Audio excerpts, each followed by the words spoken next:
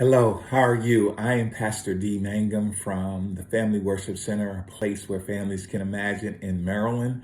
And I wanted to give you a word of encouragement and a reflection today on another one of my favorite scriptures found in 1 Samuel chapter 30, verses 4 to 6 that I'm going to read in today. And it says, Then David and the people that were with him lifted up their voice and wept until they had no more power to weep.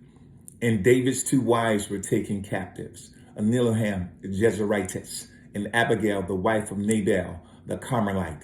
Verse 6 says, And David was greatly distressed, for the people spake of stoning him, because the soul of all the people were grieved, every man for his sons and for his daughters. But David encouraged himself in the Lord his God. Listen, when David got back to Ziklag, it was a mess. It was burnt down. The children and the wives were taken captive. The men did not know that their wives were still alive. They were fearful. They were frightened. They were frustrated. And because David took them on this journey to go to war, David became the scapegoat. But I love what David did in verse number 6, part B. But David encouraged himself in the Lord his God. Listen. Your situation may be jacked up like David. You may be facing ultimate, crushing situation and people are blaming you. But guess what?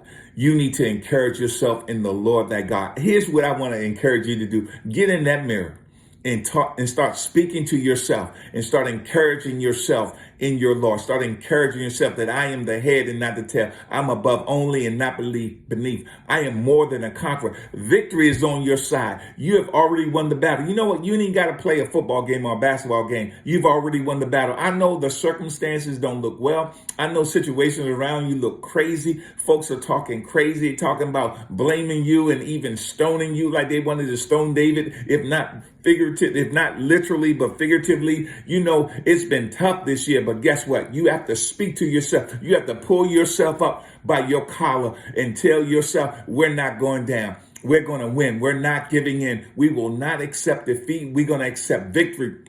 Listen, I know things are crazy, but David made a decision of his heart and his will, and he encouraged himself. Do you know sometimes it's so difficult to lift your own self up? But now today, you have to lift yourself up and say, guess what? I am more than a conqueror. I have already won the battle because the battle is not mine. So today, speak to yourself, speak to your situation, says that I am victorious. We are going to find a blessing in every difficult situation. We are going to win this thing because I speak to myself. Myself is better. My situation is better. Everything around me is better. Blessings.